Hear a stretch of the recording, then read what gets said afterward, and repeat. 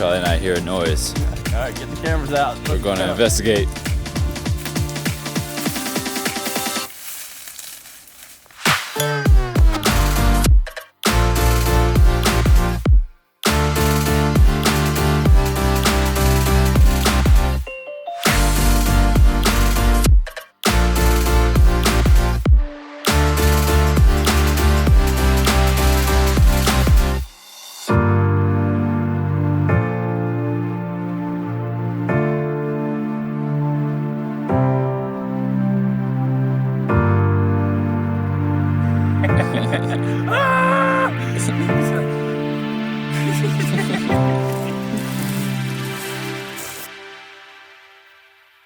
What's up, everybody? Thank you for watching my Peter McKinnon B-roll montage challenge video. The challenge was to take one camera, one lens, go to one location, and make a montage all by yourself.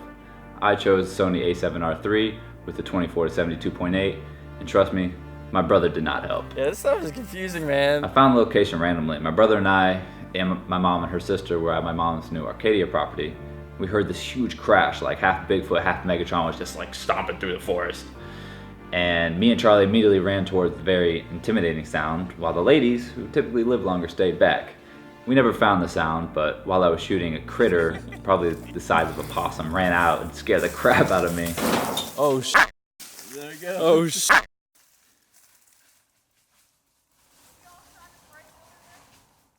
the fuck was that, Charlie?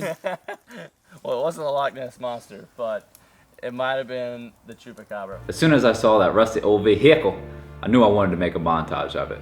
It's like we wandered on the set of a redneck version of I Am Legend. I really enjoyed the vines growing up it and the contrast between nature and a man-made machine. The nature and the foliage let me stack a lot of shots and add a lot of depth, while the worn down material from the car and the spirited Peter McKinnon gave me a bunch of slow-cooked, smooth, buttery, crispy, flaky textures in the B-roll. While cooler than I'll ever be, my subject was very static. I don't care if it's the most beautiful woman in the world. If she's just sitting there like this, or doing that strong, independent, I don't need no man type of thing that they do, it's going to be a boring montage. So I knew I wanted to move if my subject couldn't.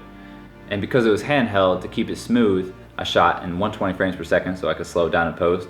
I used my camera strap for stability and just tried to use compound movements and use my body instead of my arms. I look really goofy when I film.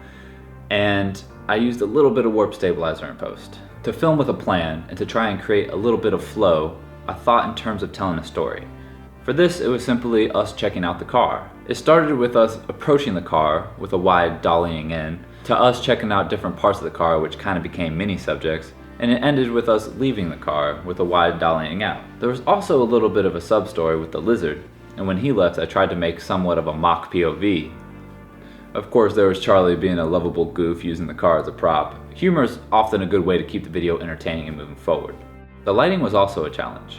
It wasn't filmed during golden hour, so I had a lot of really bright direct sunlight and a lot of pools of dark shade. Thankfully, I was shooting in log with a camera with a great dynamic range. The car was mainly covered in shade, which provided nice even lighting over the subject, which looked great on Charlie's face, while separating it from the background by making it darker. Lastly, I stylized it by adding some effects and coloring it. After adding contrast, saturation, and sharpness, I added a teal and orange look to the shadows and midtones respectively. Normally the orange helps bring out the skin tone, but with this it really helped make the rust pop. I also added a vignette and some masks to help direct the eye. Please let me know in the comments if you like this format and this style of shooting. Peter McKinnon, if this gets you somehow, which would be so awesome. Thank you for offering this challenge. I had a lot of fun doing it. And to everyone else, if you enjoyed this video, please consider liking and subscribing. Either way, if you made it this far, thanks for watching.